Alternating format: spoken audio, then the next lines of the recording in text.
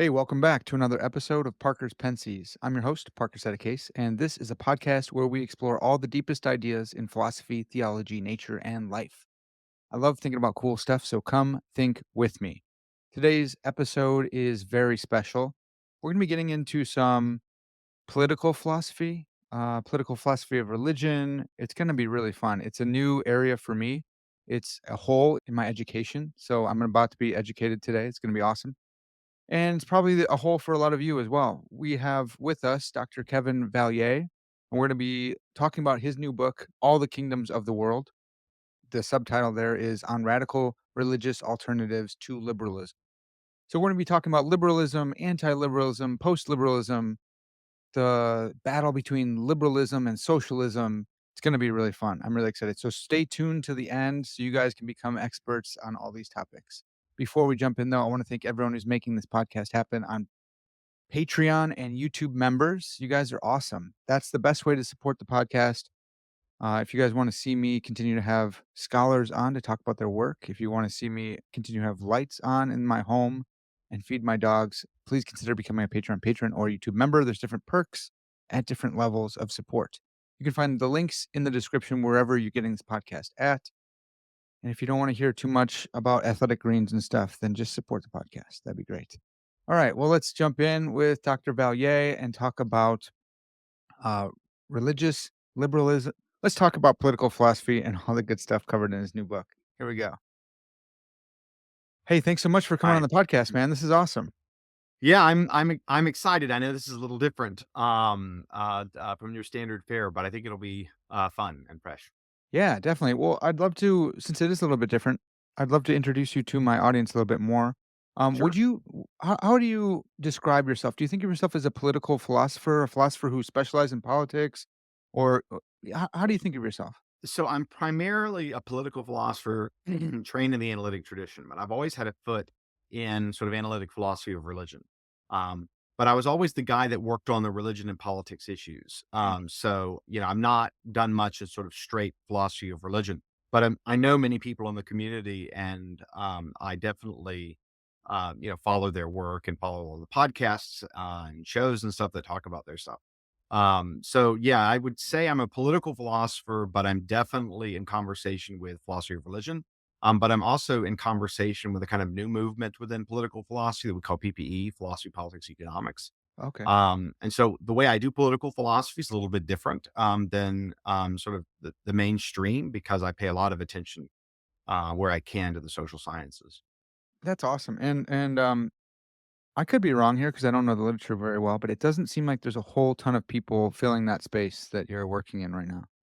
Yeah, I mean, there's a lot more people who work on this in political theory, like in political science departments, and some in theology, but a lot in constitutional law.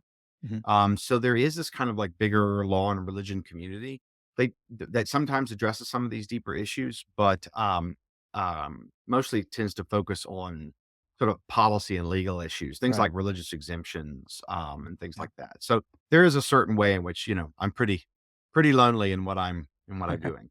That's cool. Oh, it's really cool, but it's also I'm glad that you're doing it. And maybe we can call some of the audience members up to it. If you're interested in this stuff, jump in. Like start getting your chops in this field. Um, Kevin, what did you do your dissertation on? So my dissertation was actually on the proper role of religion in the life of liberal democracies. Oh wow. So, we'll talk about kind of what liberalism is, but it is kind of associated with a kind of secular approach to political life, Mhm. where, religion is kind of like this scary, or maybe just kind of a bothersome thing in politics that should sort of be kept out of it. And it turns out a lot of the most sophisticated sort of people in that literature started kind of with that position. And the very weird thing about the subfield is that most people change their minds Hmm. and in the same religion friendly direction Huh. over time. So these include John Rawls, Jürgen Habermas are the two most famous philosophers who actually changed their minds in the religion friendly direction. I wrote against the privatization of religion and politics completely. I do think, for instance, like Supreme Court justices should reason in the language of the Constitution.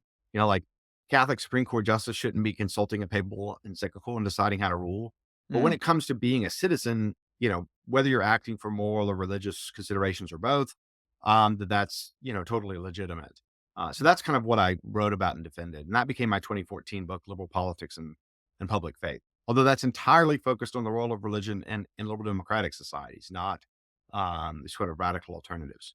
okay. Awesome. Well, I'll put a link to that book in the description, folks, if you want to Thanks. check that out. That'd be huge. As we get into this book, I was just curious, like, how'd you get interested in religious anti-liberalism? Well, I've been writing on the liberal tradition and interested in liberal tradition in one form or another since I was 17. Mm, And my political interests, got going my very sort of senior year of high school, but also very much in the freshman year of college.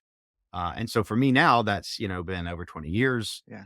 Um, and I also was not a Christian between ages 13 and 20.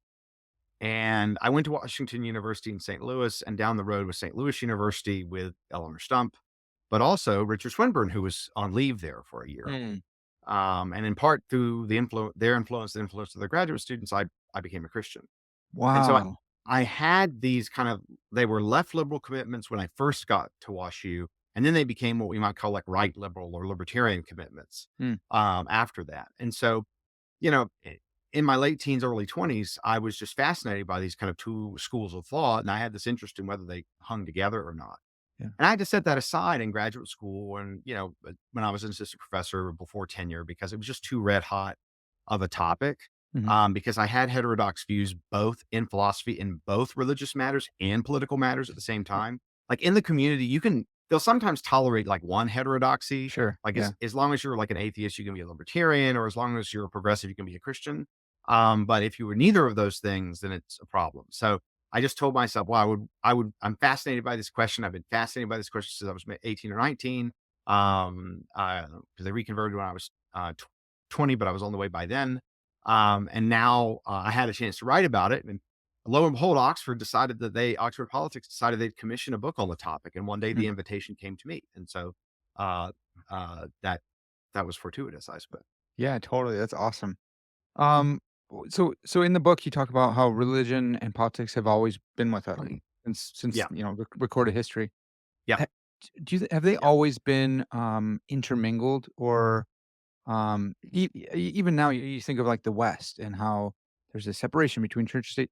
Is there a genuine separation? Have they always been intermingled? Have you just from your own, study of history, have you seen a place where it hasn't been or So let me tell 3 stories. I'll give 3 answers to your question that kind of fit historically. Um, very much atheist evolutionary or theory of the evolution of religion, theorist, psychologist of religion, Robin Dunbar has published a book, um, How Religion Evolved. And, I think religion is true, but I still think, the truth of religion gets revealed through historical processes, Mm, as well as, say, scripture. And he says in the beginning of that book, we have no archaeological or ethnographic record of any society that does not have religious people in it. mm, That, as far as we know, there's never existed a fully secular society ever. mm, So he decides, and argues at length that religion is a kind of human trait. It's like having blue eyes or brown hair. Not everyone has it, but it's there and it's easily awakened. mm, And there are some people that always have it. And so the wishes of many secular people that religion will go away. In the United States, we're not secularizing, we're de-Christianizing. If you mm, poll the nuns and you ask what they believe of afterlife, souls, aliens, I know aliens might be like naturalistic, but I mean, come on. Crystals, horoscopes, all this stuff. I mean, people don't just they may leave Christianity, but they're not becoming, scientific naturalists by any right. stretch of the imagination. Yeah. Uh, Karma, everything happens for a yep, reason, depending on how yep. you yeah. Yep, spiritual, not religious, all of that stuff. Mm, Um, so I think the religious impulse is just extremely broad. It's deeply embedded in almost every human being. And then, of course, with respect to politics, it's just obvious, right? Like, even going back to tribes, the beta males have to unite to stop an alpha that is out of control. yeah. And I think that's in some ways where politics originated, is the abuse of tribal leaders and people trying to resist the tribal leaders with coalitions. Hmm. So I actually think our political impulses go back hundreds of thousands of years. But they don't come to like full fruition until we enter agricultural societies, pagan societies broadly. But those societies didn't always link politics and religion directly. It's like Zeus is not morally perfect, right? Right. Um, so what happens is you start to see, really about 5,000 years ago, the evolution of moralizing religions, one that postulated that there was a deity or karmic system or something to that effect, that governed the cosmos and that applied to every human life. Um, and those, the great religions, you know, Hinduism, Buddhism, Confucianism in the East, So, Taoism. Zoroastrianism, you made a note. Yeah, I mentioned because We must we not can't forget them. forget them because they were a big deal, Right. very influential, including influential in other religions, Mhm. Christianity, Islam, Judaism, and so on. So you have in the ancient world the transition from pagan regimes to what are sometimes called the axial age religions. They're the religions that had detailed theologies and moral perspectives.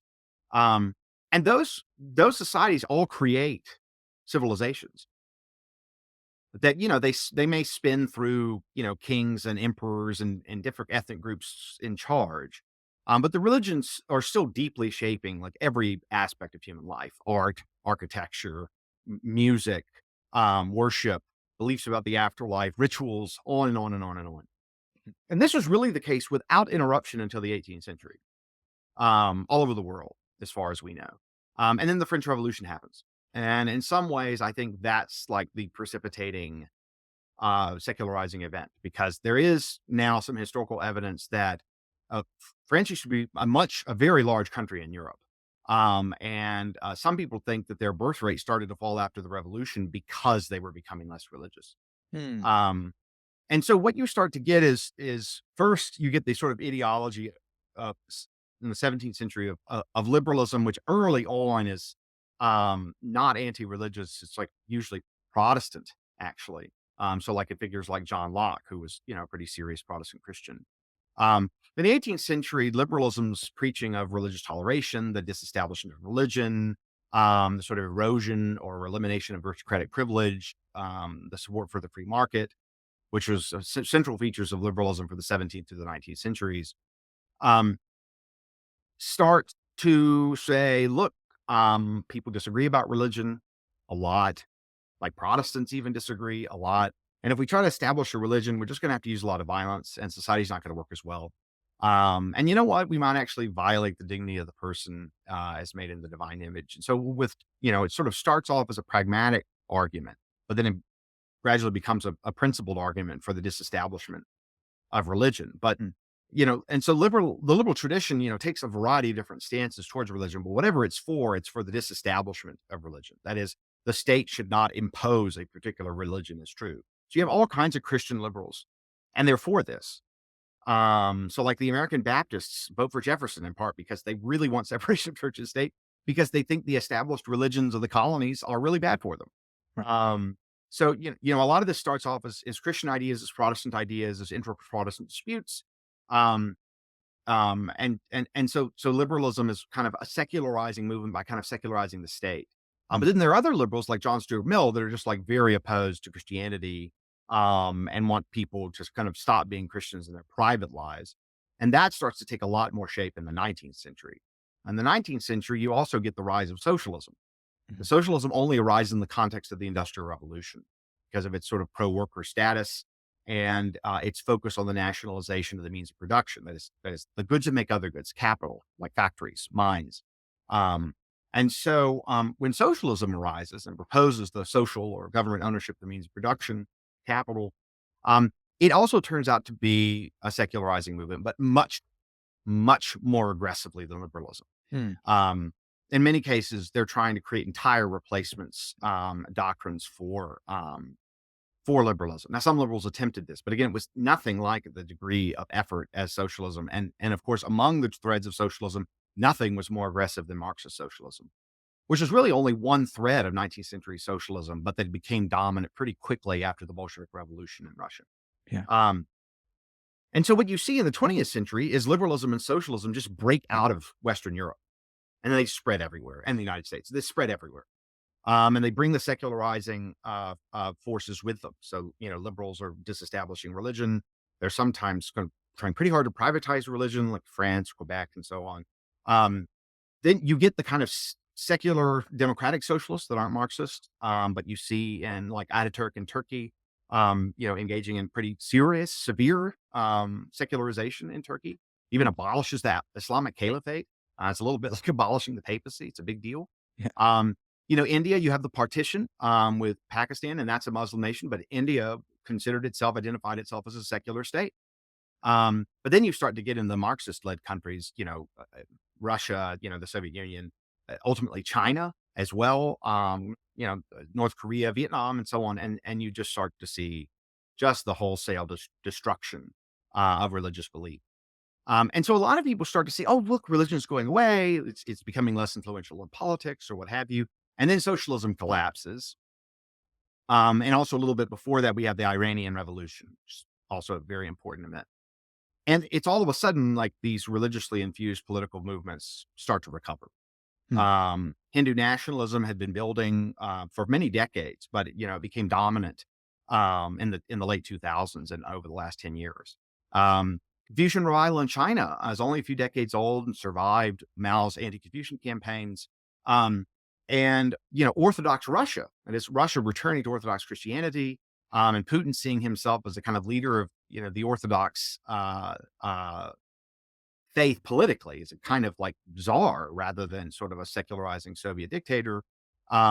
Hungary turning towards more sort of Catholic anti-liberalism, Poland doing the same thing, um, and in a way to a greater extent. And then you start to see kind of minority movements, but you see a lot of it in the United States. Sort of first, you've got the moral majority, but in particular, you start to see it's kind of loosely called Christian nationalism. But then, what's really happened and what's really striking is that many of these movements have developed pretty sophisticated intellectuals. Hmm. And these movements and these intellectuals have published like treatises and stuff. And I've read a lot of them. And I write about them in the book. Um, so what's happening is you've got the sort of rejection of liberalism and socialism, secularization of public life, because that's been the human norm. Right. It's just humanity returning to the spiritual and political norm that I think is built in. So we only ever thought that this was going to happen because people extrapolated Western European secularization to the world, and they were just misled because socialism was just suppressing the political expression of the great religions. So I expect these movements to grow and to continue and to become more powerful with time, especially as very religious people outpopulate secular people. Right.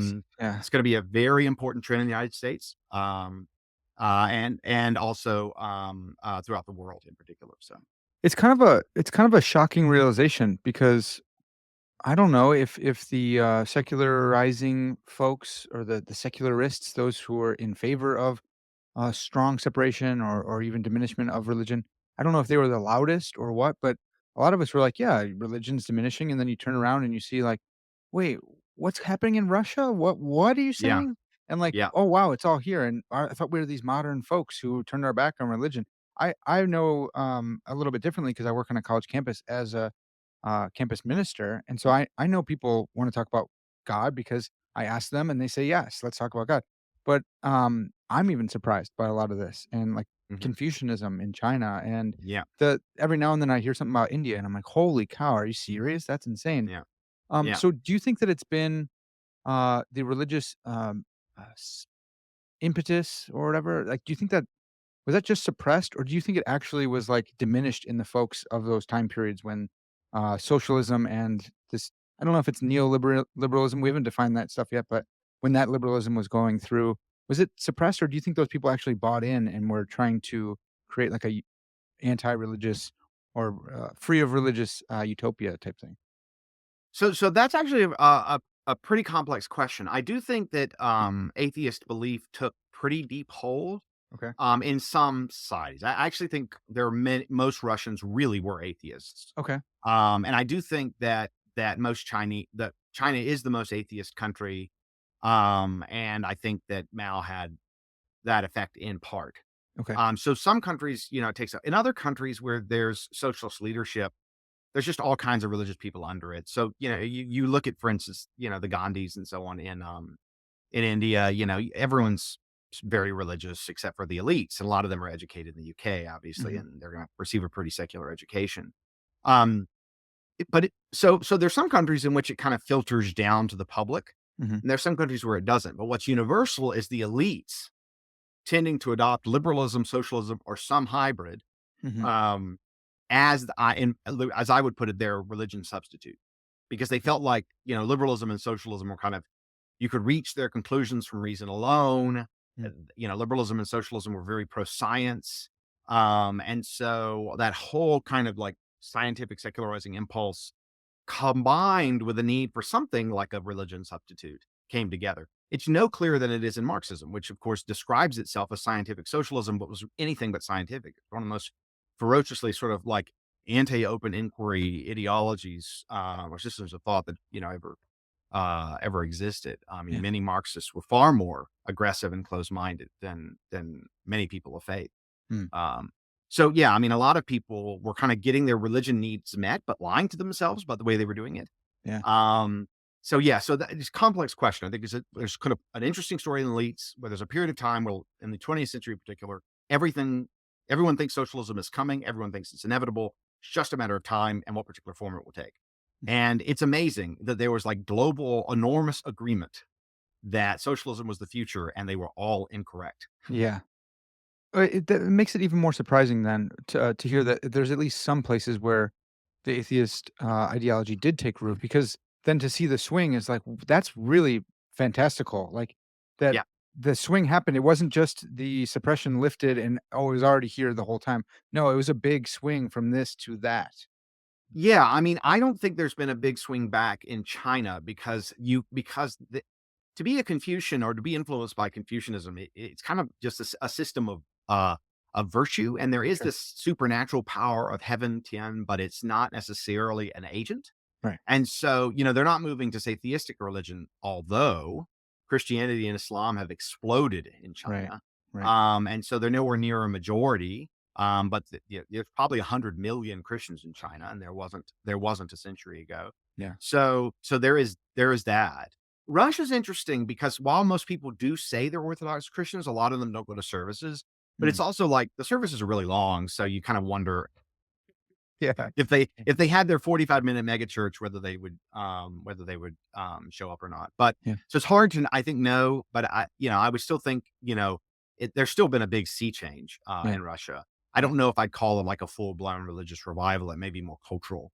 What we're really seeing actually in terms of really sincere conversions or, and mass explosion of pieties in Africa.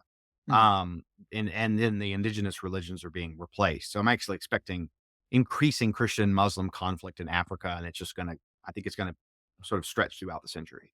Is that Um, is that like a, would you call that more in Africa, would you call it more like a revival movement where it's actually happening like ground up? Or is there like a top down? Because I know in old times, like the top down stuff would become like Santeria or something, right? They would still have their, yeah, that's traditional folk religion. syncretisms. Yeah, yeah, Syncretisms. yeah. Yeah, I mean, there's been a number of Christian thinkers that have kind of focused on the sort of the new Christendom of the global South, and what exactly that comes to. Mhm. And yeah, sometimes they kind of mix some heterodox stuff, but actually, a lot of the kind of low church Protestants need to clear out those beliefs. Hmm. It's really the Catholics that allow more syncretism. Okay, So it kind of depends. sure. Yeah, I mean, like gods become like replace them with saints or whatever. Not that Catholics worship saints; they don't. But if you go to South America, for instance, I just kind of picked up and integrated a lot of indigenous ideas. But one of the things also that's very common to this growing Christianity in the global South is their charismatics. Mhm. So yeah, there's that. I mean, Africa is weird because there weren't as many kind of Southern Africa, like sub-Saharan rather Okay. Africa. Is that you didn't have the same kind of suppression movements to the same extent that you had, kind of in the northern hemisphere. So that's not so much a reversion as a conversion. Okay. But those immigrants, I mean, Africa's going very quickly demographically. Mm. And many, many, many immigrants, are traveling to, countries all over the world, like the United States. And I've heard a number of Christians say, look, we're going to expect missionaries to the U.S. from Africa, and we've already Right. got them. Yeah. Anglicans and yeah, yeah, for Yeah. sure. Yeah. Well, okay, let's do some work on 3 words that I think will help the audience. liberals, post-liberals, and anti-liberals. All right, let's go. So I think of liberalism as chiefly a political tradition. It's a theory or a set of theories about what government should do. So some people think of liberalism as like a way of life, something that describes like the ultimate good and how to live and so on. And I don't think that's what most liberals are trying to do. They're trying to reform government and reform social and economic institutions. Only some liberals have this kind of comprehensive theory of life. Mm. Okay, well, so if liberalism's a sort of broadly political tradition, what are its core tenets? Some people have a kind of list of 5 or 6 or 7. I tend to focus on 4.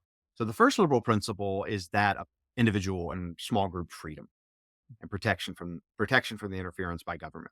There are different conceptions of liberty that are thrown around. Some it's freedom from interference by others. Other it's like the freedom to live a rational life. Sometimes it's a mix. So that really depends. But freedom is the first principle of the liberal political tradition. The next principle is equality. And liberals dispute the doctrine of equality. At a minimum, it's equal rights. That is, whatever rights we have, we all have them the same. Also, liberals have traditionally fought really hard against power inequalities. So, first, to constitutionalize monarchs, to put them, to get rid of absolute monarchy, to remove aristocratic privileges. Very big deal. Obviously, the United States, from the very beginning of the Constitution, you can't bestow titles of nobility. It's Mhm. just barred. That's a very liberal approach. Liberals also supported increasing the franchise, right? So, over time, letting people without property vote, letting women vote. Um, so then, you get this debate about economic inequality, and then liberals kind of split. And there's a sort of a lot of back and forth, particularly in the 20th century. But all liberals are for certain kinds of equality.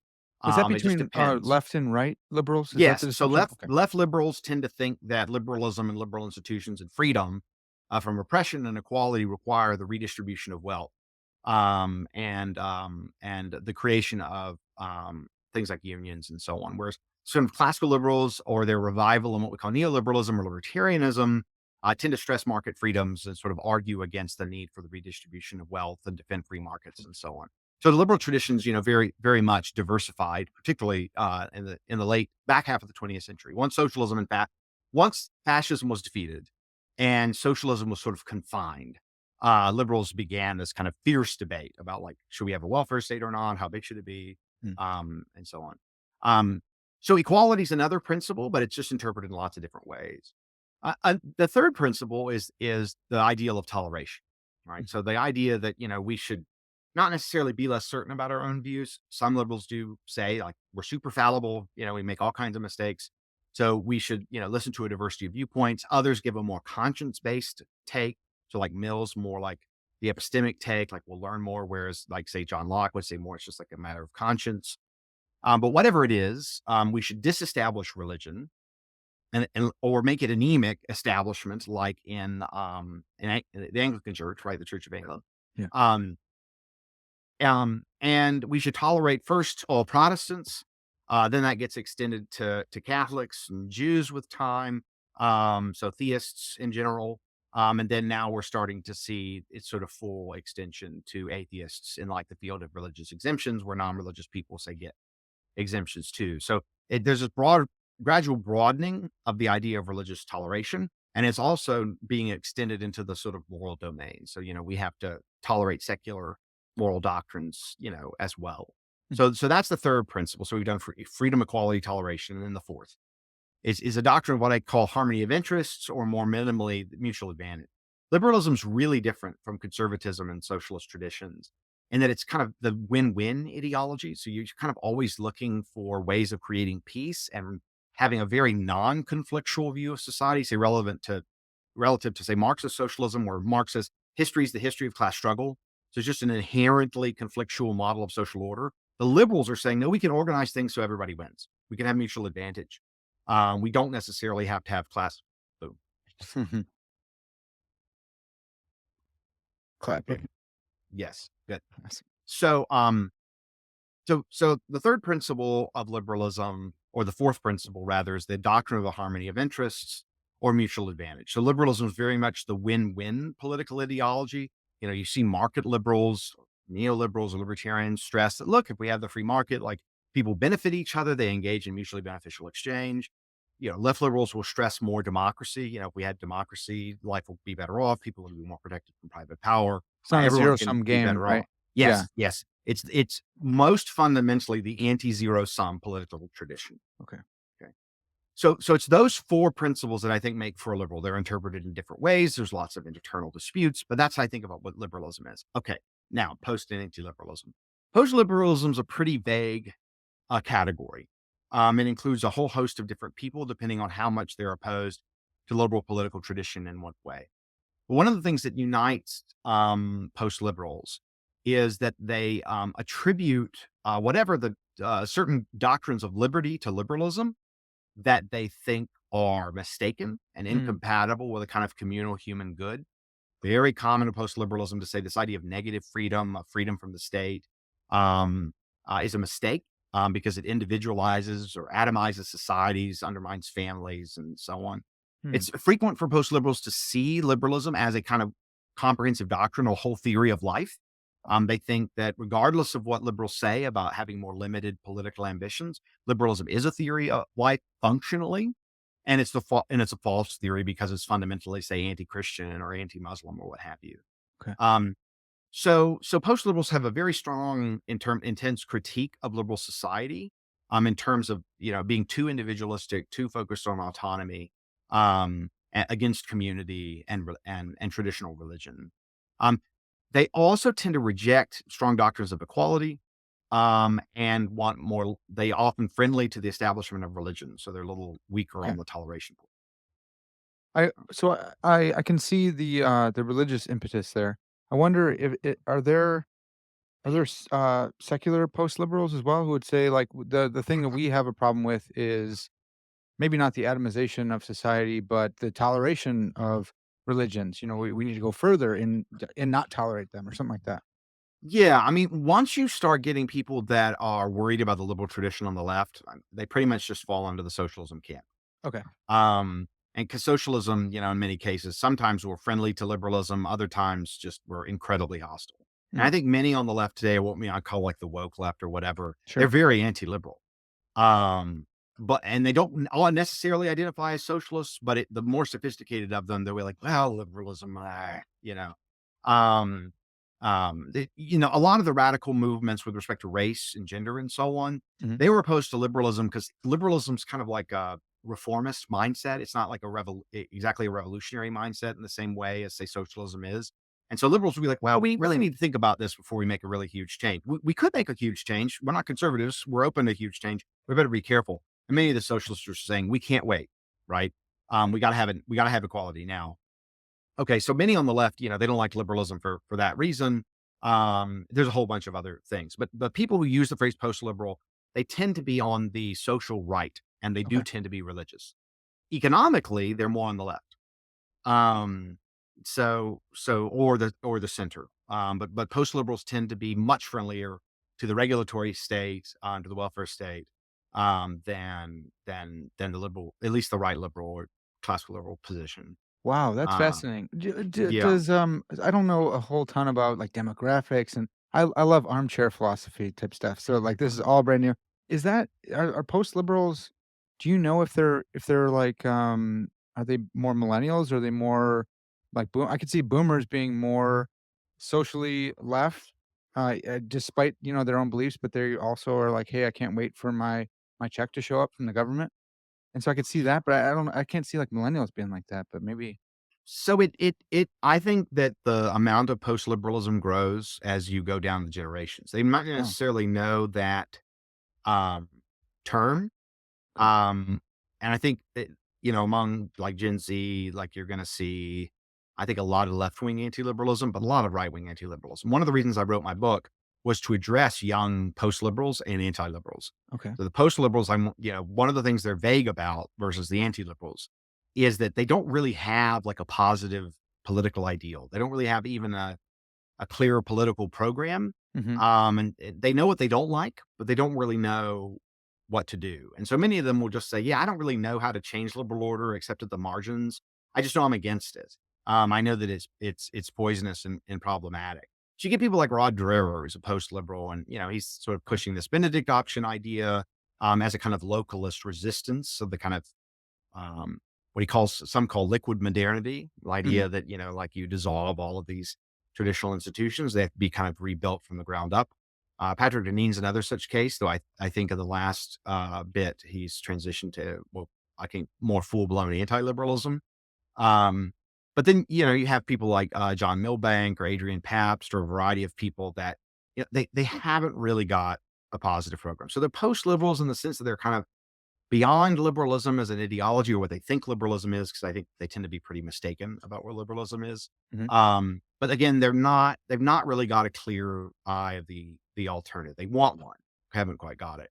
Okay. So that's at least what I call the distinction I draw between post and anti-liberals. The anti-liberals have a clearer idea of what they want. They reject liberalism more fiercely, so they tend to be sort of against they're not worried about interference from government as much. They're don't care about political equality at all. Many Mhm. of them are like friendly to monarchy. Um, they're against universal religious freedom entirely and want to go back to the coercive establishment of religion. Mhm. They tend to have a very conflictual view of society, of seeing politics as a matter of friend versus enemy. So they're against all of liberalism's central tenets. Yeah. Um, and basically all the anti-liberals on the right are religious. Okay. You have some Protestants and Eastern Orthodox, but the most prominent among the anti-liberals in this country are Roman Catholic. Yeah. Um, and then unlike the post-liberals, they say, look, I mean, we had a model of civilization, a religious civilization, and this is something we have to be really careful about this, but that we really can restore. Mm. We really can make right. There are some anti-liberals that are more skeptical of the practicality of this than others. Okay. So, The folks you have in mind, the anti-liberals in that movement, are they are they hangovers or holdovers uh, from years back, from, hundreds of years back, and it's just been like a consistent thread that the parents have been teaching kids? Or are these like new folks who are like, "Hey, I'm taking my faith more seriously, and turns out I think like I'm gonna take my faith radically seriously, and I'm gonna apply that to government as well." Do you have any sense of whether it's been a oh, consistent it's stream of very it's much new? the first. It's not a consistent stream at all Okay. in the United States. I mean, the complication of Catholics in America is they've been oppressed most of the time. Mm, Um, and there was always this vigorous debate within American Catholicism about sort of how much of the American experiment could Catholics take on. And so there's mm, always a range of disagreement. And there were always at least a small group of people saying, no, no, no, no, no, you like there's something sort of fundamentally mistaken about the American experiment. But the kind of American friendly Catholics, just totally went out. And by the yeah, time you have the Second Vatican Council, many of the American Catholics were quite influential in moving the Catholic Church's sort of public theology, maybe not exactly its dogma, sure. in a more liberal kind of like human rights regime, a radical, total freedom of religion direction, which for the Catholic Church, was new Yeah. to it. Um, I think so I think what happened with Roman Catholics is that they gradually became accepted by American society. So, you know, until Nancy Pelosi stepped down as Speaker of the House, we had a Catholic president, a Catholic Speaker of the House, and 5 Catholic Supreme Court justices. If Yeah, you right, told they're killing it anyone in the politics. yeah, if you told anyone 100 years ago that that was gonna happen, they would be like, "No way. That's not gonna happen." That was back when the Klan went after Catholic schools all over the country. Oh, wow. So, I I didn't mean, know yeah, that. people don't understand how anti-Catholic the Klan was. Oh, Yeah, the story of Catholicism in America is sort of them being on the outside and them being on the inside. But over the last 15 years, traditional Catholics have gone kind of back on the outside. mm, Why? Well, one is their opposition to abortion, mhm, um, becoming more strong, and also more strong within the Republican Party. mm, Got them more in trouble in the academy in particular. So many Catholic intellectuals, having gone through the academy, went through it thinking, okay, look, I've got views that people will think I'm a moral monster if I express them. And then with the LGBT movement in Obergefell in 2013, Catholics, traditional Catholics were like, look, the only way to move forward is to give up my faith in politics and just to, approach it like Biden or Pelosi and say, look, I've got my private faith, but it doesn't really impact my politics very much directly. mhm, That's going back to like JFK and him saying, oh, I'm not beholden to the Pope at all. I prioritize democracy or what have you. Um, And so many, Roman Catholics, younger Roman Catholics, especially in their 20s and 30s, but there's some older Catholics saying this too, say, you know what? The American experiment looked like a good idea in like the 60s, 70s, 80s, 90s. But that was just temporary. And so, we need to go back to really understanding the American project and Catholicism as opposed. Mm. Um, and in fact, the whole liberal ethos animating the American Constitution is something that has to be sort of changed and opposed at least one day somehow in one way or another. Yeah, and I caught in the book, a bunch of names I'd never even heard of before, and you're doing Yeah. all this research into all these different mediums. I'm like, man, I had no idea because I'm a Protestant, and when I think of these kind of movements, I think, well, Christian nationalism, whatever the heck that means, depending on who you ask, like that's who everyone's always worried about. And I'm in Chicagoland, and most of the Catholics I know are like, I will go to church on Easter and Christmas, and that's cool. And I'm Catholic, but I'm Italian, and that's why, or I'm, whatever. So to see that this is like a movement and it has got a name, integralism, I think Yeah. is right. Yeah. Yep. Can you flesh that out for us? Like I was totally unaware of Sure. this. Sure. So, it's a funny little story that what happened, but it fits with the broader narrative I was telling about the revival of faith-infused political movements Mm, because, as sort of Catholicism dies in Western Europe, there are several English theologians, political and philosophers, but the leader of these is Thomas Pink, who's a spectacular philosophical historian, theorist of the will, sort of master of church history. Um, uh, and he recognizes that, like, the Catholic Church is in decline, rapid decline. Why?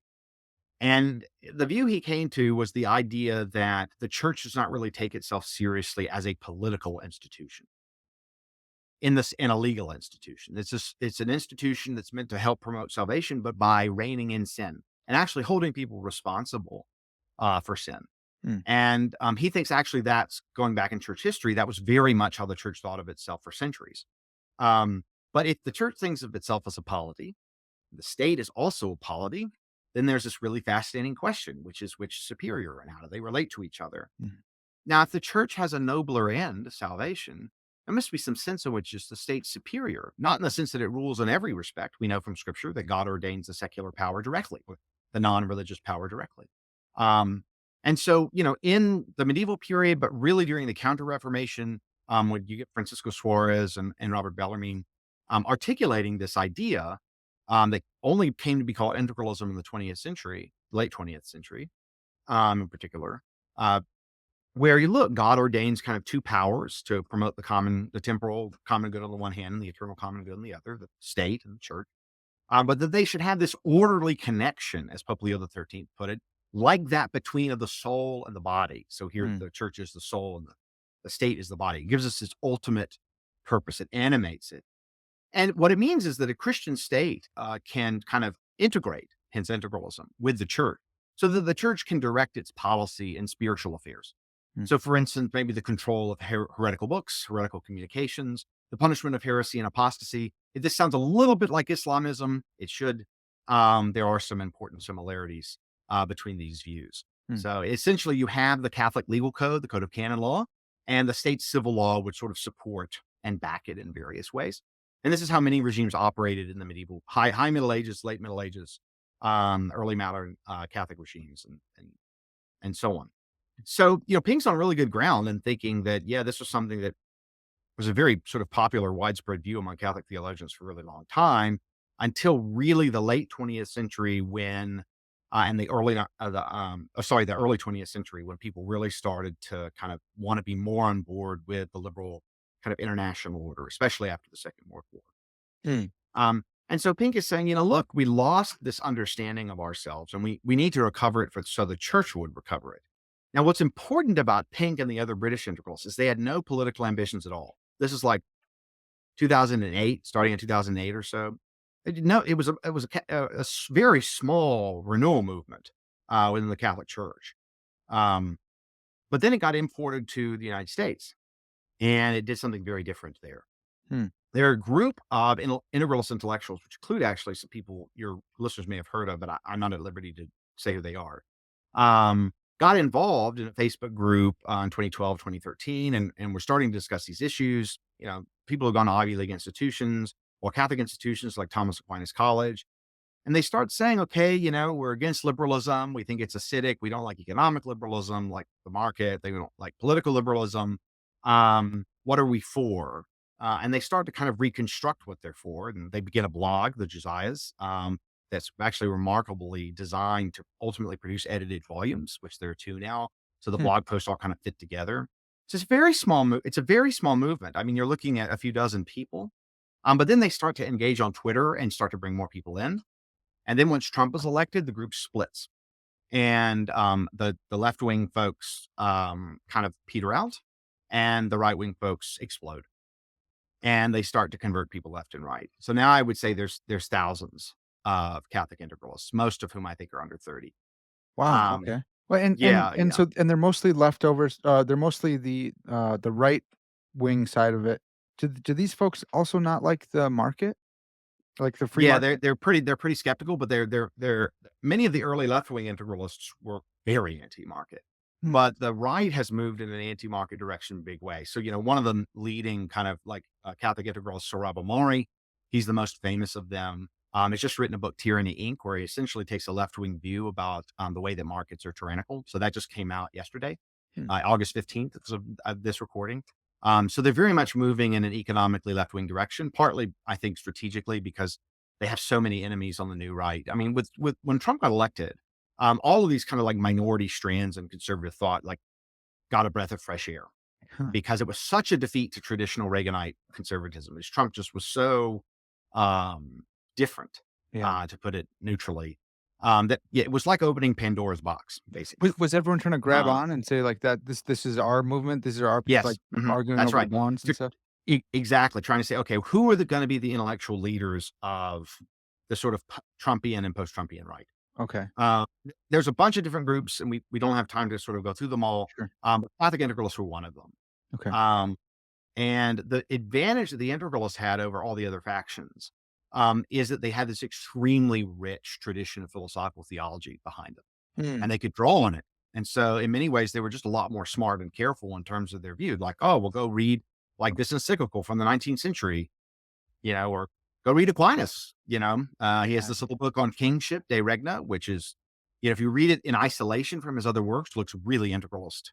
Hmm, Um, so, uh, it, so the thought here is, they've got all this intellectual heft all of a sudden, and they're very influential among elite Catholic thinkers, especially on the right, yeah. to the point where there are many like young Catholic like law students, Catholic seminary students, Catholic philosophy students, all over the country. Where if you ask them, they'll say something like, "Well, yeah, but maybe I wouldn't go as far as like Harvard law professor Adrian Real, but like I'm very sympathetic to integralism. I'm very open to it, and I just hear about and listen to and talk with a lot of such folks who are just totally alienated from American society, blame that on liberalism, and want a radical alternative. And of Hmm. course, um, the Catholic Church, I think more than any other religious organization, has really laid out historically what that might look like. Now, I find this, like stunningly unappealing, but for whatever reason, a lot of younger Catholics think it's the way to go. This is really fascinating. I'm sure that a lot of my listeners, would identify this, and probably in the same way that you're saying, where I don't go as extreme as this or that, but yeah, so folks, if you're listening, let me know in the comments. You don't have to, like, out yourself or anything, but, that would be There are many shy fascinating. integralists. There are many shy integralists. I can There are a imagine. lot, yeah. There Mhm. the market thing is really throwing me for a loop because I've seen, the libertarian movement, those folks switch into, like, anarcho-capitalism, whatever that means, and anarchism, and then go, like, it's either between, like, minarchism or anarchism and straight up monarchy, and I'm like, "Wait, what are you saying? What's going on? I thought you were American, bro," and then so I can see that trend, but they're still like, "No, we wanna the market's a good thing, the free hand, we need to free it more." Yeah, yeah, So for yeah. people to be like, "No, like, we need Mm. the Pope or someone or the Catholic Church to be in charge of the market," is, like, brand new to me. Yeah, so this is actually really fascinating because, I've been involved in one way or another in sort of classical liberal libertarian politics again since I was 17. Mhm. And I've been watching the movement very carefully, reading its great thinkers, writing, trying to do research into them. I read a lot on Hayek. I used to have a very strong interest in anarcho-capitalism, Yeah. particularly when I was a lot younger, when I even identified as one, Okay, for about wow. 4 years, age 17 to 21. Um, and Well, and they look to Tolkien, and they'll say, like, "Here, he's one of our thought leaders in this," and it's like, dude, who can yes, argue with Tolkien, you it's know? so it's super strange, but some of the first integralists, they didn't call themselves this, were actually defectors from libertarianism. Okay, So, Ed Feser is the one you're most likely to have heard of. He's the okay, sort of Thomist, apologist for, like, he's written against a lot of the new atheism and so mhm, on. He didn't call himself an integralist, but, he kind of introduced he wrote this really nice book on Nozick, Robert Nozick, the great libertarian philosopher at Harvard, in 2002, but he quickly sort of decided, well, libertarians talk about natural rights and natural law, but if you go and read the natural law theorists, they're not libertarians at all. yeah, And so I think there's just like this intellectual pipeline, from libertarianism to these kind of Catholic views, in part because of the similarities on natural law, in part because of having like weirdly common aesthetic sensibilities, like mm, Tolkien, for instance. yeah, And because the libertarians like Tolkien because the Shire is stateless, mhm, and yeah, the introduction of the state toward at the very end is seen as a terrible development. And 100%, yeah, it's right, the right, wheels of, economy crushing, and yes. that's Sauron, and yeah, Yeah, totally. yeah, and but Tolkien's no libertarian, he's a medievalist, he's an anti-industrialist, it's like a Luddite in a lot of ways. Right, Um, totally. Yeah, and nature's so good, and the Shire is yeah, good, and all the yeah, industry are exactly, bad, yeah, tearing down trees, and totally. yeah, Yeah, yeah, yeah. So, so there is this, I think, intellectual pipeline, but there's also like the troll contrarian pipeline, which is, yes, like 80s and the 90s and the early in the 2000s, especially the Ron Paul campaign in 2008, 2012. mhm, You get all of these converts to libertarianism. And all of a sudden, libertarianism has like 10 times as many members. yeah. But many of them are like conservative Christians and they aren't like fully on board. That's And me and my brother, that's just it, yeah, yeah. yeah, this is yeah, 2008, yeah. So 2012, yeah. yeah, yeah, yeah, yeah. And so, in 2016, before Trump, like Time has this like picture of Rand Paul and is like the libertarian moment and all of this stuff. And then Trump gets elected and boom. Just And crushed. then after COVID, the hardcore, like paleo libertarian anarcho capitalists take over the Libertarian Party and completely break with like the libertarian intelligentsia and like Mm, philosophy, economics, media, think tanks. mm, And so now the movement, in my view, is like fractured and basically dead. yeah, Um, but what happened was young people came in, and the way to be contrarian was no longer to have these radical economic views, to have these radical cultural views. And yeah, my theory about why this happened, and is that essentially these younger kids grew up, and there was YouTube, and mhm, in YouTube, if atheists said theists were dumb, you could go just like watch a debate where that was false yeah, because all the good analytical religion had filtered down into Christianity more broadly. And so you had the theism wars on YouTube. I was a little old for that. mm, I didn't start, because I was born in 1982. So I had the internet, but only after I was 12. And all that stuff starts to happen, at the very least after 9/11 when I'm in college. mhm, Um, and a lot of those debates, and so you realize, oh wow, theists can really defend themselves. I didn't expect that at all. New atheists basically deceived me, or just didn't know what was going on. I cannot believe there's all of these resources. And so I think what happened to younger people, it's like, well, being a theist is no longer for dumb people. mhm, Like you almost never hear that anymore.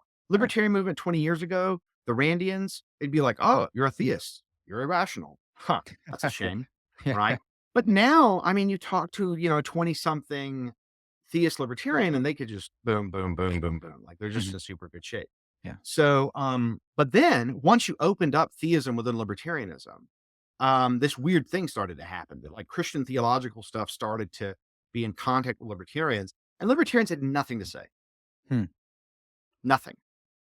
And they couldn't answer the spiritual longings that many of these younger people had. And they said, look, libertarianism's radically incomplete. And it tells me things that I can't bring my spirituality into politics because it's all about markets.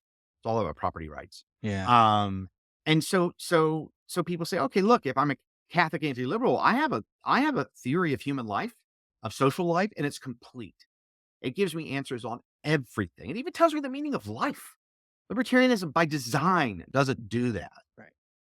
And so that's why I think the what's going on in the pipeline. There's this intellectual pipeline through Aquinas. And then there's this kind of contrarian pipeline through people that are, perfectly willing to be kind of bring their religion in politics. Mm. That's really fascinating. That's really I'm trying to figure out which line of thought to chase, but there was Yeah, a for my brother and I, a huge catalyzing force was, "Don't tase me, bro." Do you remember yeah, that one? yes, And that I do. and that was like civil liberties, and we were like, Yeah, "Markets are cool," and we're just kinda like, "Leave us alone," and all the other libertarian folks were like, "Markets," and I'm like, "Okay, cool." yeah, But also like, anti not anti-police, but anti-police brutality was like a huge yeah, one for a lot of us. We're that's like, right. "Don't" my brother had a shirt, "Don't tase me, bro," and it had a Yeah, taser on it, and that was a whole thing, yeah. and we'd say it. And that kind of disappeared, and that was weird that it just, like, left, and then but Black Lives Matter came up, but then you're not really allowed to join that movement and say those kind of things and say, "Hey, we've been thinking about this for a while as well," which is weird. I don't know any idea why it disappeared or where it went or what? Oh, yeah. I mean, it's because the culture war tore the libertarian movement into pieces. Okay. And so many libertarians became Team Red, and Team Red hates BLM. Yeah. I think it's actually just that simple. And now you have all these libertarians that are just like hardcore anti woke. Like back in my day, in my halcyon days as a teenage libertarian, we were third way. Mm. Yeah. We weren't involved in the culture war.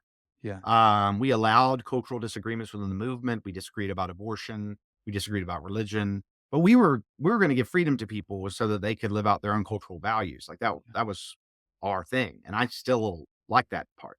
Yeah, know your But rights, yeah, know what you can do where.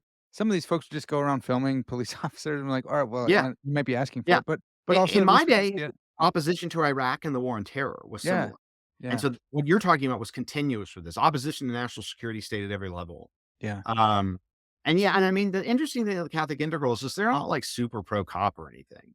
They don't really talk about it. They don't really care. What they okay. care about is, like spiritual life, like eternity and Mm, gaining political power in order to bring that about. mm, So they are pro state usually, although there's some anarchist leaning integralists, but the dominant strand today is statist. okay. Um, so yeah, I mean, so yeah, the story of the transition is and I'm just telling one story, but I'm only one of the only people that has a story. So, because Yeah, I care about like every side of this transitional moment over the yeah, last 10 years, that has completely changed the political landscape of sort of young people that are not progressive, but that are reflective anyway. yeah. Well, so I mentioned this to you off air, but one of the things that I liked about the book, and I haven't given it, like, the thorough analytic, read right now, but I've looked it over and I really appreciate and read the first chapter. So, you also make arguments, and I one thing that I lament about some of my philosopher friends when they turn to sociology or history is like I'm a sociologist now. Like, no, dude, you gave up your birthright. You're still a philosopher. Be a philosopher, Charles Taylor. But sorry for folks who are really big into Taylor, but I'm sad about that sometimes. I wanted to look over just maybe three arguments. Maybe we can't cover them Yeah. all. Maybe at least one. Hmm. But you have this transition argument Yeah. that integralism serves as a poor guide for social reform. Stability argument integralism predicts disagreement and future conflicts, and then the justice argument that maybe somehow it's internally inconsistent, or it gets Yeah. justice wrong. Can you do you have one of those that you want to give to us? Could you give us all three? What do you Yeah, think? yeah, I can give all 3. So, Okay. what we're going after I'm going after in the book and try to treat fairly is the integralist ideal, Yeah. right? So, like, you can beat up on any view by saying, "Well, in practice, it doesn't work as built," right? And I just didn't think that was the most interesting thing. I wanted to say, is integralism true even when it's working according to its proponent's plan, Yeah. right? Mhm. So, the 3 arguments that I give, the transition, stability, and justice arguments, are premised around critiquing the ideal. So the transition argument says there's no way to get to the ideal without violating Catholic moral teaching. So the problem is that you have to both take over the state and make it Catholic. You have to convince the church to become integralist again, Oh, sure. and then you have to convince them to cooperate. Mm. That and you have to do that, and you can't just kill lots of people who disagree, like you by Catholicism's own light. So what I say is transition argument is that going to integralism today in any large scale pluralistic society is going to be morally infeasible. Like you can do it, you can make it happen, but it's going to be violent. It's going to be ugly, really ugly. or you can respect Catholic moral teaching, and then it's infeasible. So that's the transition argument. I go very carefully through Adrian Brumell's strategic writings because he's written a bunch. He's a Harvard law professor on maybe how we get to integralism. Okay, so if you can't really get to one of the cool things about ideals is they're supposed to sort of help you figure out how to arrive at them, Mm, right? And I think integralism can't do that. So that's one weakness of the ideal. But there's still plenty of people willing to say, okay, well, maybe we don't know how to get there. Maybe it's a poor guide to social reform, but it's still true. It's still the ideal. It's still the best regime. And then I go after that view on two counts. So they say, integralists say, that their view is a unique moral order and a just moral order. mhm, Okay, so it's stable and just. And it's uniquely stable and just because it rests not only on our grasp of the natural moral law, but on social and institutional grace. That is, mm, God has graced the state and society so that our knowledge of natural law and our ability to follow natural law is healed. Not entirely, but better than in, say, a society that does not have the church sort of integrated with the state in the same way. mhm. So now why might this they say that this regime will be kind of uniquely stable because it speaks to like the good of the whole person. People will be able to grasp and act for moral considerations and so on. And they use the term order all the time. A lot of the integralists have a substack called post-liberal order. Okay. Right. And so there's a whole host of reasons I think the regime would destabilize. But one of the big problems and is that in an integralist regime, when you baptize your children, they acquire legal liabilities. So it means that they can be prosecuted for heresy or apostasy. Oh, yeah. Um, and Mm, so what integralism does is it makes baptism expensive yeah. relative to like less aggressively Catholic regimes. And so the thought is like it discourages baptism. But as you discourage baptism, the number of people that come under the states the church authorized state's authority will shrink as people say, look, I'm going to do a secret baptism. I'm not going to tell the church, or, I'm going to slightly alter the baptismal rite so that it doesn't count. Um, or I'll become another denomination or what have you. Yes, there are legal penalties, but I would rather risk those penalties than risk the penalties that come from putting myself under the control of the church. There's also the disincentive of the fact that integralism isn't dogma, and so dissenting from integralism is reasonable. And so there are going to be a lot of Catholics that are very pious, but they're opposed to integralism. And so the question is, okay, well, do you let them into the government or not? If Hmm. you let them take positions of authority, they're going to dilute the regime. If you don't, then I think you have to treat them in ways where they have like weaker political rights in a way that Catholicism rejects.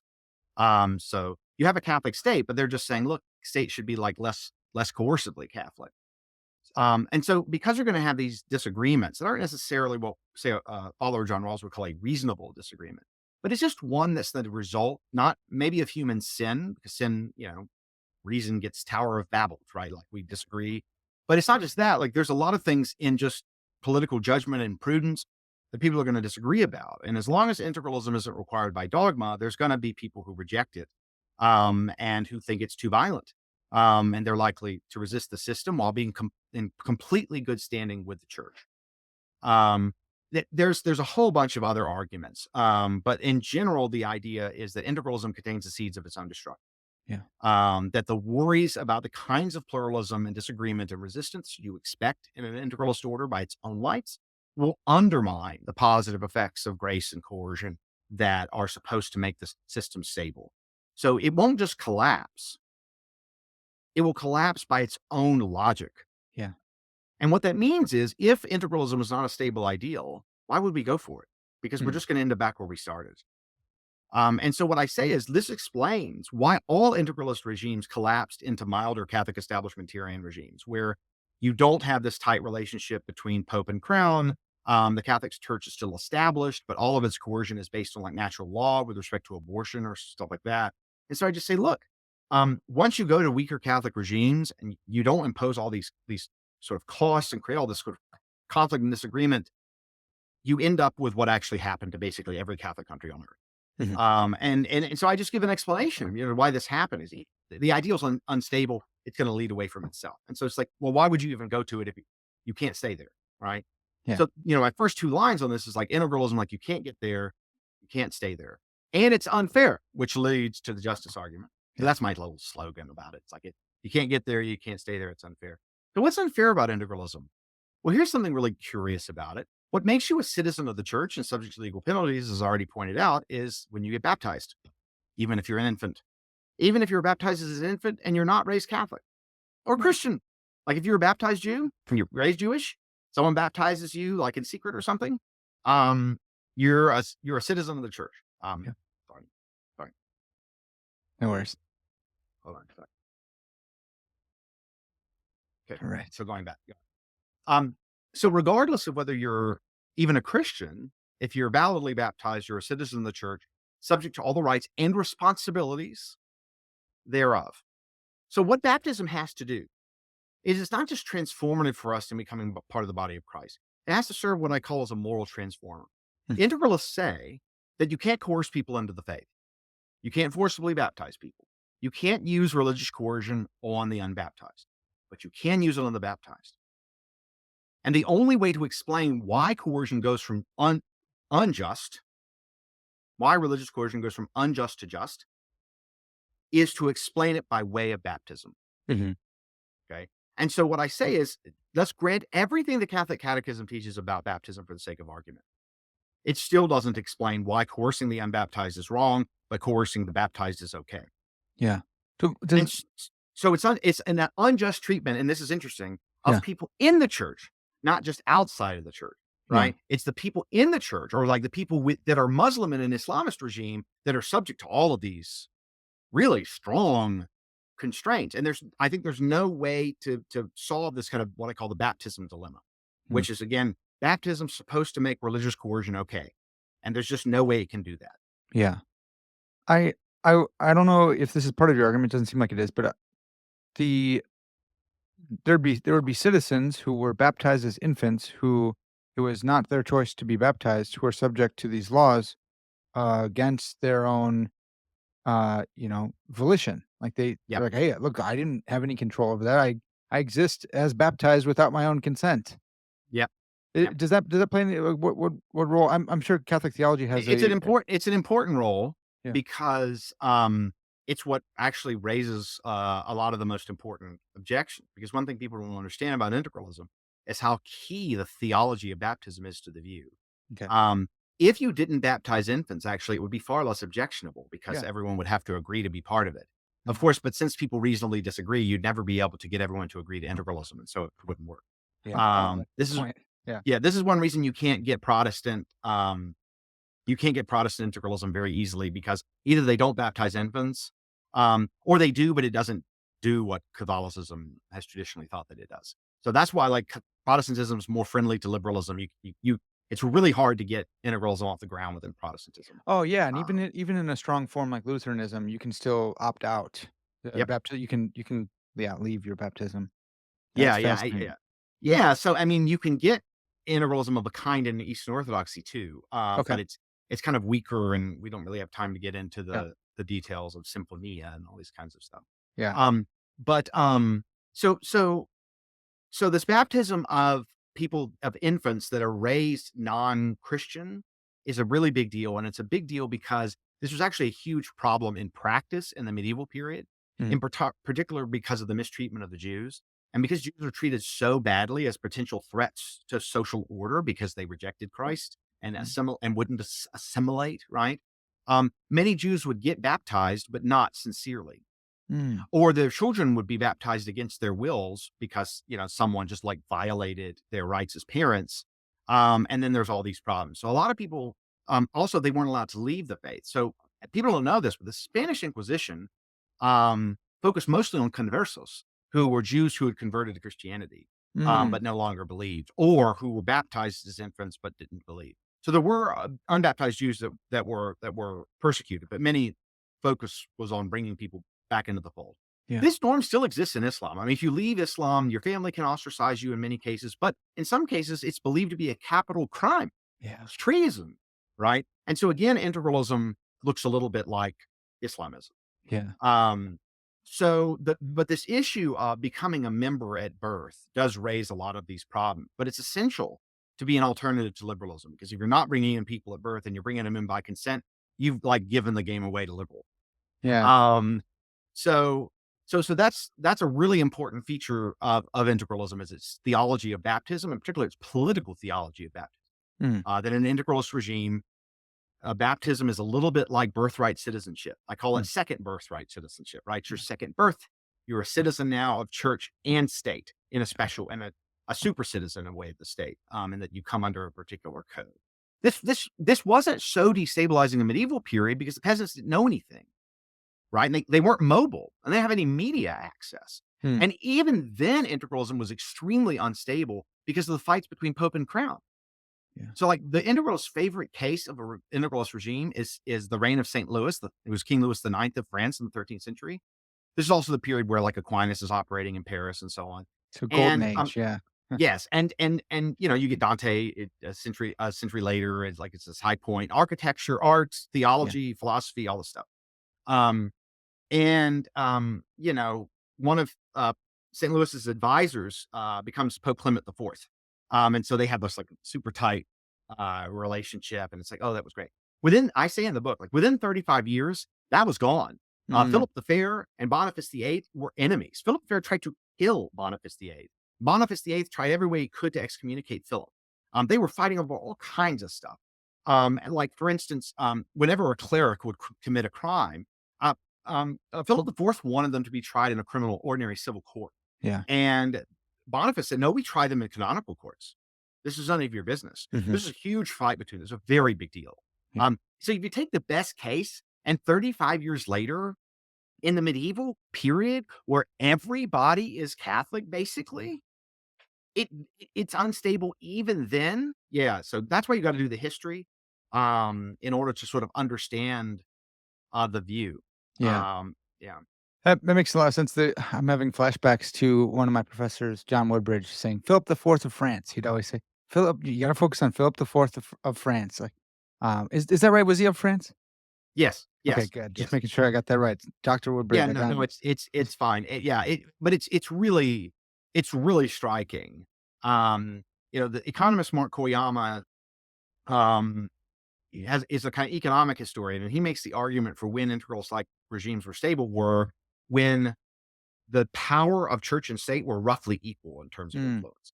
So, like before then, in the early Middle Ages, the Western Roman empires collapsed. States are very small and weak.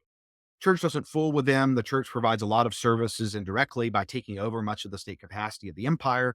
Right, dioceses were Roman imperial jurisdictions. Pontifex Maximus named oh, Caesar, and so they're just taking over because there's no state capacity. yeah. But by the time you get to Philip the Fair, the French crown is powerful enough to ignore the Pope, Mhm. and they start to do so in a lot of ways.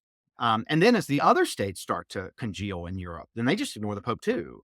And then by the Reformation, it's on, right? So, Yeah. so you can only really get integralism to work when the integration of church and state is in both sides' interest Mm, because they have equal power, and so they can come up with policy bargains. So, like St. Louis could say, "Oh, you support me as and legitimize me as monarch, and I will burn 20,000 Talmuds for you," which is, basically he did burn 20,000 Talmuds in part. wow. Okay. Yeah, yeah, yeah. So, so in any event, that's part of the stability argument, but that's one of the reasons it's important to attend to the history and Yeah. the economic incentives and all this kinds of stuff. Yeah. Yeah. Well, I like the book. I commend it to folks. I'll leave a link in the description, so if you guys wanna pick that up, do that. Uh, And it's cheap for a book like this. So it's yeah, $15 on Kindle. You go through my website to Oxford, you can get it with a discount code built into sweet. the link for 21 bucks That's hardcover. awesome. Have you Yeah. have you thought about the fact that some folks will point to this book as the reason they became integralists? Like, it's just going to I happen, right? Yeah, it is, and I'm perfectly content with it, and Yeah. I'll say this publicly, maybe for the first time, but, I defend integralism for 60 pages before I criticize it for 110. Yeah. Um, and I'm trying to be fair to integralists, but I'm also trying to get non-integralist Catholics to take integralism seriously Mm, intellectually, because I think it has a certain unity and coherence and elegance. It's a bit like act utilitarianism and ethics. Like it's really internally consistent. Like mm. what should you do? The good, right? But it also has like these hideous moral implications, like both of these views. Yeah. And so I want integralism around in the same way that I want act utilitarians around. I want them around intellectually because you learn a lot from engaging the view. I don't want them anywhere near power. I don't want Okay. Peter Singer in power, and I don't want Adrian Vermeule in power. Yeah. Um, So what I hope is that people will sort of come on and they'll see, oh, look, this is kind of a matter of theological and political reflection than it is like a program where we take over the US government. Um, so, if there are more integralists, but there are fewer integralists that are completely opposed to American constitutional order, that's fine with me too. Awesome. But it is certainly true that whenever you try to make a view look serious, which I do, that you risk that people will come to that view. My hope is that in time, the Christian political theology community grows and we're able to articulate lots of very sophisticated alternatives Hmm. that are based on past figures, but also modern information. So this is why I try to synthesize the kind of philosophical theology, historic philosophy of religion with contemporary politics, economics, history, so on.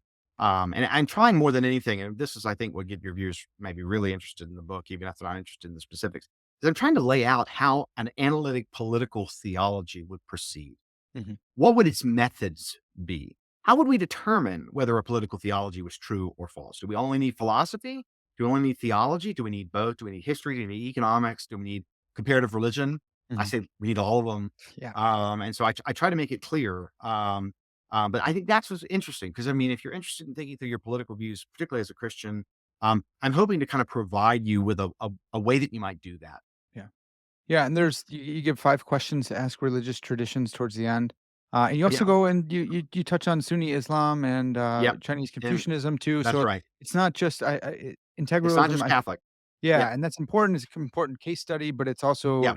on the rise. So I Yes. really appreciate it, and, I hope this isn't your only time on, man. You gotta come back on and school me Oh, I'd on, love to. political philosophy. This has been great. Oh, no, I'd love to come back. I mean, my long-term plans are to now begin to construct an alternative political theology. So, Awesome. I plan to be in this space for a long time. Awesome. The So certainly be Vallier a option. Yeah. well, yeah, I mean, we'll have time to talk about it. I've got Awesome. lots of thoughts and essays Fantastic. floating around, so Awesome. Well, that's gonna have to do it for now, folks. Yep. Do check the links in the description to find more from Dr. Kevin Vallier. And this has been Parker's Pensées. As always, all glory to God.